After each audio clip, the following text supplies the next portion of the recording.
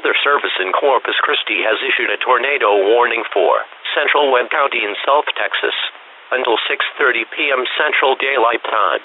At 5:52 p.m. Central Daylight Time, local law enforcement reported a tornado near Laredo Community College, or about near Laredo, moving north at 17 miles per hour. Doppler radar showed a strong storm in the downtown Laredo area moving north. The tornado will be near Laredo Country Club by 6:05 p.m. Central Daylight Time, Doctors Hospital of Laredo by 6:10 p.m. Central Daylight Time, or Bull by 6:15 p.m. Central Daylight Time. The safest place to be during a tornado is in a basement. Get under a workbench or other piece of sturdy furniture. If no basement is available, seek shelter on the lowest floor of the building in an interior hallway or room such as a closet. Use blankets or pillows to cover your body, and always stay away from windows. If in mobile homes or vehicles, evacuate them and get inside a substantial shelter.